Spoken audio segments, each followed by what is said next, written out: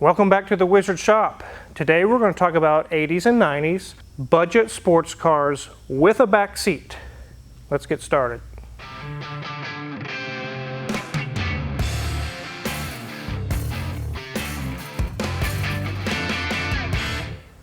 So in the previous videos, what we've been doing lately, a lot of people said, hey, what about that Firebird? Or hey, what about that Prelude? Let's talk about that. So today you're getting a 2-for-1 special. These are going to be some of the budget sports cars of the 80s and 90s that have a back seat. You could still carry children or small adults, really small adults if you wanted to. We're going to talk about why are they here and a little bit about the engines and do a small comparison.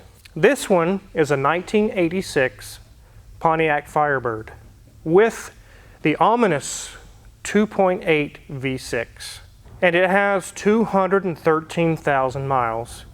The guy that owns this car is slowly fixing it up, and he has some ideas, some projects and things he wants to do with it, but it's in pretty good shape, and it's here for 3 reasons. Number 1, he had some suspension complaints, he wanted it checked out.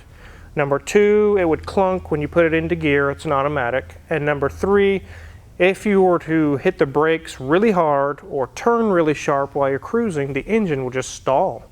Now we don't have a lift open today, we've got them all tied up. So we're not going to put these on the lift, but I will talk about things we've done with them.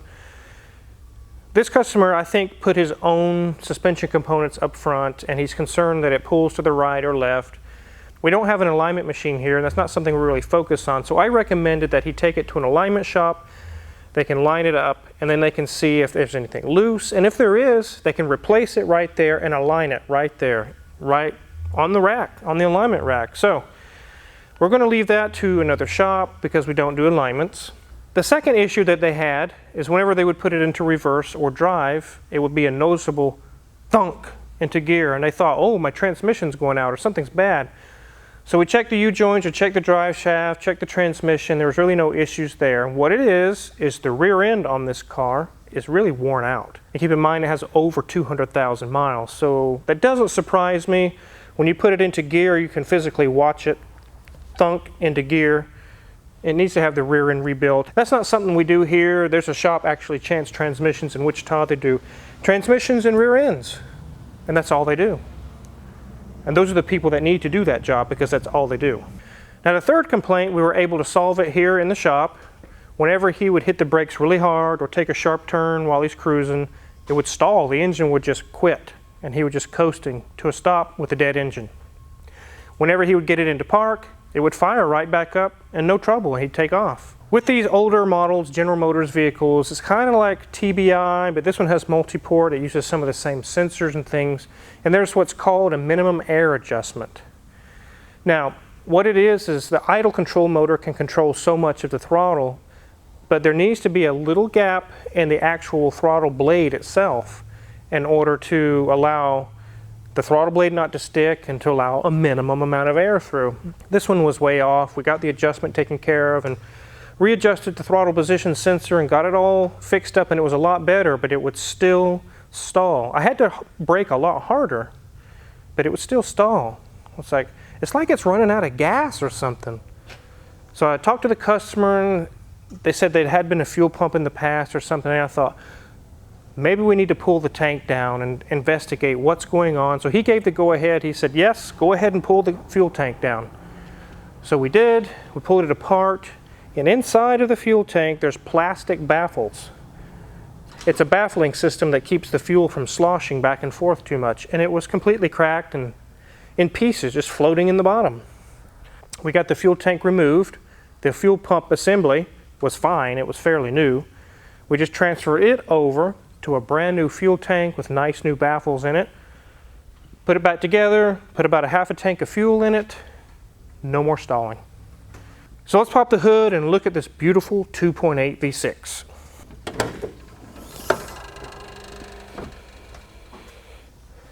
And there it is, guys, in all of its glory.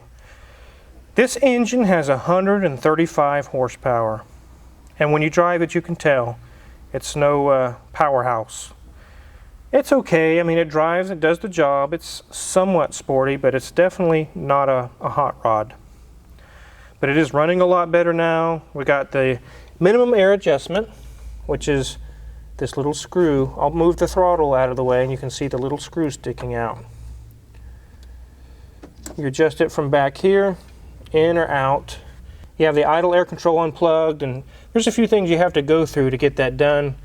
But once it's done, it's at the minimum setting, then you let the idle motor take back over. Very easy setting to do. But although that did help, that did not solve the problem. It ended up being a fuel tank. The fuel tank was just, with over 200,000 miles and all the, especially with ethanol fuel that we have today, it just finally gave up the ghost. So it runs and drives good. We got his stalling issue taken care of. Once he gets the rear end taken care of and his alignment back set properly, you'll have a really good driving car. It's really in pretty good shape. Let's take a look at the interior and then we'll move over to the lewd. So this does have kind of a plastic dash mat on top because most of these are cracked by now. And imagine this one is too, but we're not going to remove that and take a look. That's not something we're going to do. But it does look good. It looks nice. The interior is in pretty good shape for the age and also for the miles that are on it. It has the no airbag steering wheel. I love steering wheels without airbags. They're just not as safe, but they sure do look a lot better. You got the center stack. It's just very simple, minimalistic controls. Heater, AC, radio, and your shifter. No heated seats, no other buttons or anything really. Just very, very simple. It's got the wonderful duck under seat belts that a little kid or whatever has to crawl under to get in the back. And once you get back there, there's not much there really. Some thin padding with some fabric over it. But you can see that the headliner's starting to come down. That might be something he could look into in the future in an upholstery shop. But otherwise, really, I can't complain. It's in pretty good shape. So let's take a look around the car, and then we'll move over to the Prelude. So the paint's in pretty good shape, and you can see as you go down the body line here, there's something that the newer 99, 98 Camaros and Firebirds don't have, and this is really high stance. It sits up really high. The 80s Firebirds and Camaros were like this, and I actually prefer it myself that way. They ride better. And they sit up a little higher, so when you get into the seat to drive the car, you're not literally sitting on the ground. The rear end's in good shape. The tail lights are not cracked or beat up. And again, decent, good paint and no rust holes, no dents. Not a bad looking car at all. It's got a nice Pontiac Firebird wheels. I think they're 15s. Let's take a look and see what they are. I was wrong, they're 16s. That would have been a really big wheel back in the day. They didn't have 18s and 21s and all that back then. Well, if they did, they weren't stock. So that's actually a nice looking wheel. I like it. Then there's the big Firebird. A lot of you guys have been seeing this car in the background and you're like, ooh, what about the Prelude? What about the Prelude? This is a 99 Prelude. It's actually owned by the same guy that owns the silver 2003 Lamborghini Murcielago that you guys have seen in the shop before. Right now we have Hoovie's orange Murcielago in, his 06, but this guy owns a silver one. This is his daily driver. He really, really likes this car. Some of the paint and things is not in the best shape, but for a daily driver it does really good, and he takes good care of it. This one has the 2.2 liter 4-cylinder, which has VTEC, yo. You can hit the VTEC on this thing. It's a smaller engine, has less cylinders, and almost double the horsepower of the Firebird. 200, right around 195, 200, that's where these cars are at. The early ones are 195.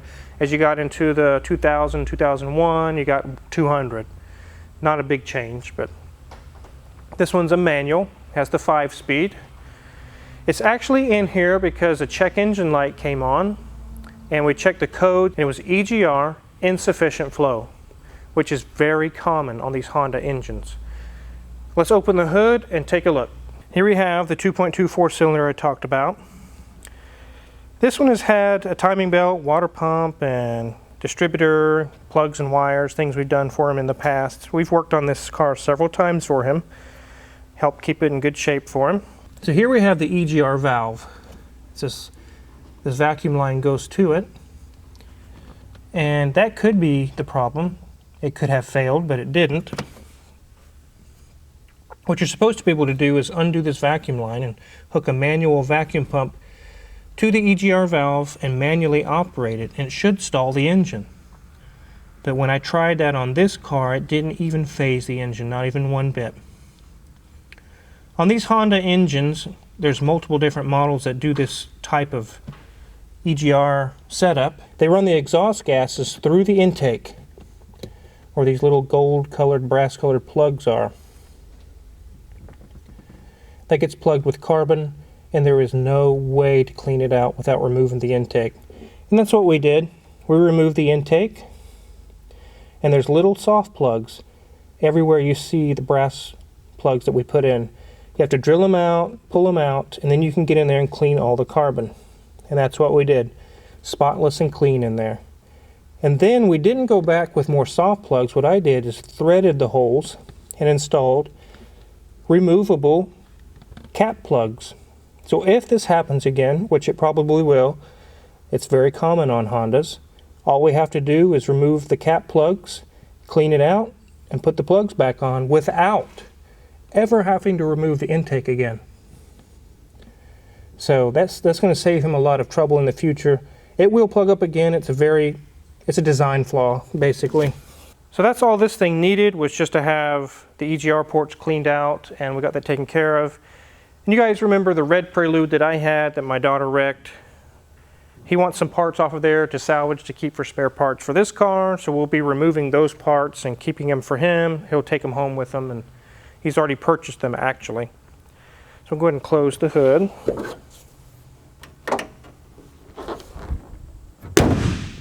So we'll go ahead and take a look around the body here. Ooh, Rolls Royce.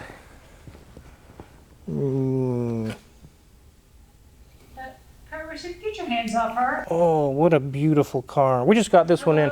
We're going to be doing... And your wife, keep your hands off her. Okay, sorry. We're going to be doing a video on this one. It just came in today. What a beautiful car. Beautiful, beautiful car. Okay, sorry guys, I got distracted there. Let's take a look at the exterior of this car, the interior, and kind of look it over. So the headlights are kind of faded, and that's something we may be able to address or clean them for him. And there's little hail dents here or there, and those are some of the panels that he is purchasing on the red Prelude. He will have them repainted to match this car and take care of those issues. Make this one in better shape. As we go along, you're going to see little dents here or there. It's just daily driver. Dents on the roof. And some on the trunk lid as well. There's also a crinkle in the bumper. These cars are getting harder to find in really, really good shape. That's why I was so sad about my red Prelude being wrecked. It was so nice. But they only made these for, what, 98 to 01? That's it. They stopped. So there's not a bunch of these on the road. If they are, they've been riced out and trashed out and beat up. And this one's in very good shape except for the little dents and things. But comparatively, to what I've seen, if you look on Marketplace, some of these Preludes, this one's in very good shape. Let's take a look at the interior. It's in pretty good shape for its age. It's got 122,000 miles on it, but it's stock. That's what I really like about Leo, the owner, his cars. He doesn't rice them out. He doesn't mod them out and do crazy stuff. He leaves it stock. And you guys know I'm a stock guy. I like stuff left stock. So I really enjoy working on his cars. He's more along the lines of whatever it takes, let's just fix my car, let's get it done right. He doesn't argue or bicker about pricing. And as you can see in the back seat, it's a similar situation that we saw in the Firebird. There are seats, but they're really not usable. I guess they could be for a small child, but again, it's just a small pad with some fabric on it. There's not much to it. But it's there, I guess, if you need it. The headliner's in good shape. The sunroof works. So the interior is pretty decent on this car. It's not bad at all. Has the nice carbon fiber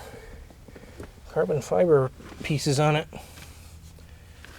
Very nice. So that's the story of why is the Prelude here, why is the Firebird here. That's why they're here. And we've already actually just finished the jobs on both of them. The customer's been called on this one. He can come pick it up, and He's actually a pilot. He's flying as we speak. So I guess it's whenever he's done flying, he'll come pick up his car. They're both really cool cars, very iconic for the eras that they belong to. This would be the 80s. This is the late 90s. But they're really, really cool cars.